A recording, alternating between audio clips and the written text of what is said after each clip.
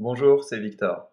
Aujourd'hui, je voudrais te parler de la troisième compétence pour le dialogue interculturel, l'intelligence émotionnelle. Pour commencer, je voudrais définir avec toi ce qu'est une émotion.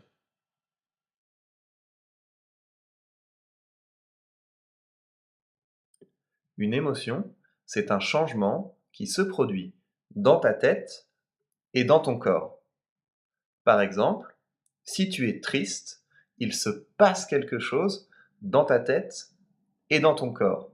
Si tu es en colère, il se passe quelque chose dans ta tête et dans ton corps. Si tu es heureux, il se passe quelque chose, il se produit un changement dans ta tête et dans ton corps.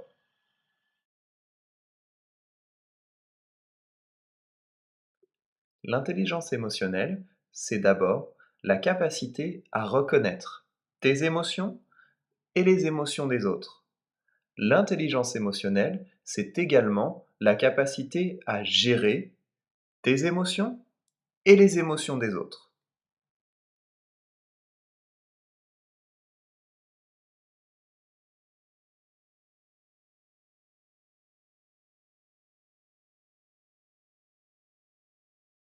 Je voudrais à présent te présenter un outil pour développer ton intelligence émotionnelle. Un outil pour t'apprendre à mieux reconnaître tes émotions et les émotions des autres. Un outil pour t'apprendre à mieux gérer tes émotions et les émotions des autres. Cet outil a été développé par un centre de recherche de l'université de Yale. Il prend en compte deux dimensions de l'émotion, l'énergie et le plaisir. L'énergie, c'est ce qui se passe dans ton corps. Une émotion peut te donner plus ou moins d'énergie. Le plaisir, c'est ce qui se passe dans ta tête. Une émotion peut être plus ou moins agréable. Par exemple, si tu es triste, ton niveau d'énergie est bas. Quand tu es triste, tu as peu d'énergie dans ton corps. La tristesse est également une émotion désagréable. Quand tu es triste, tu n'as pas beaucoup de plaisir. Tes idées sont désagréables. Ce qui se passe dans ta tête est désagréable.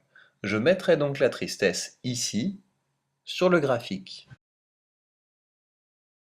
Prenons un autre exemple, la colère. Quand tu es en colère, tu as beaucoup d'énergie. Et la colère est également une émotion désagréable. Quand tu es en colère, tu n'as pas de plaisir. Tes idées sont désagréables. Je mettrai donc la colère ici, sur le graphique. Maintenant à toi de jouer. Dis-moi, où est-ce que tu mettrais la peur sur le graphique?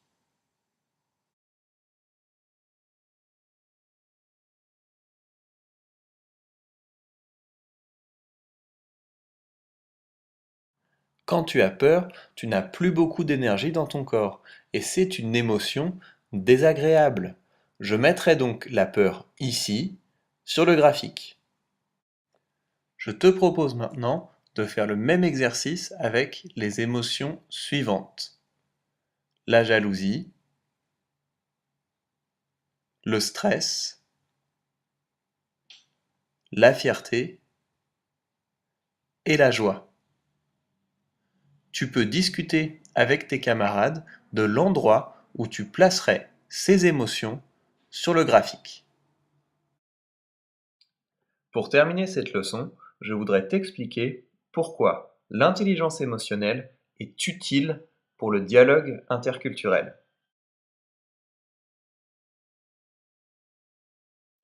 L'intelligence émotionnelle est importante pour le dialogue interculturel parce que des gens de cultures différentes ont souvent des réactions émotionnelles différentes face à un même événement.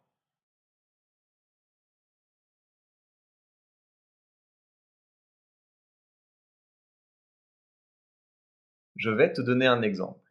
Souvent, les gens sont fiers des villes où ils ont grandi. Une personne qui est née à Bruxelles aime sans doute beaucoup sa ville.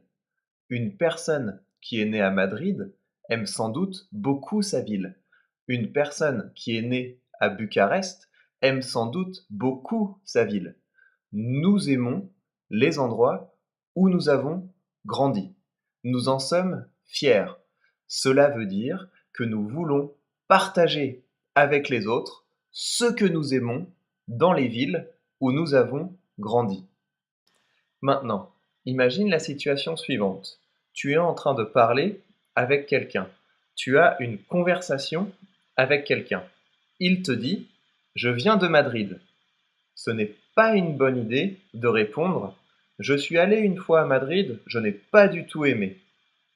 Si tu dis ça, tu ne tiens pas suffisamment compte des émotions de l'autre. Si quelqu'un te dit « Je viens de Madrid », sûrement qu'il aime sa ville, sûrement qu'il est fier de sa ville.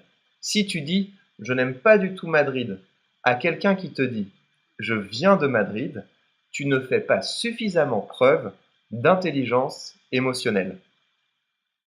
Je te propose à présent de lire le vocabulaire de la leçon, de télécharger l'outil pour développer ton intelligence émotionnelle et de passer au quiz. À bientôt.